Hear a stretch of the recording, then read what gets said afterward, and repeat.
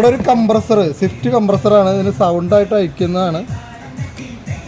അധികം ഓടിയിട്ടില്ല, പക്ഷേ ഇതിനകത്ത് മാനുഫാക്ചറിങ് കംപ്ലൈൻ്റ് ആയിരിക്കണം. ഇതാണ് ഇതിൻ്റെ പിസ്റ്റൺ അസംബ്ലി. ഇതിനകത്ത് 6 പിസ്റ്റൺ ഉണ്ടാവും. ഈ 6 പിസ്റ്റണിൻ്റെ ബോറാണിത്. ബോറിനൊന്നും കുഴപ്പമില്ല, പക്ഷേ സൗണ്ട് ഉണ്ടാക്കാനുള്ള കാരണം ഒന്ന് ഇതാണ്, ഈ തേയ്മാനം. ഒരു സ്പേസറാണിത്. പിന്നെ പറഞ്ഞത് ഈ ബെയറിങ്ങാണ്. ഈ ബെയറിങ് കിടക്കുന്ന സ്ഥലം ഇവിടെയാണ്. ഇത്ര സ്ഥലത്ത് സൂക്ഷിച്ച് നോക്കി അറിയാം. കൈക്ക് തടവി കഴിഞ്ഞാൽ അറിയാൻ പറ്റും. സ്റ്റെപ്പായി ഇതേപോലെ പ്ലെയിൻ ആയിട്ടിരിക്കണം. അത് ഈ ബെയറിങ്ങിൻ്റെ കുഴപ്പമാണ്.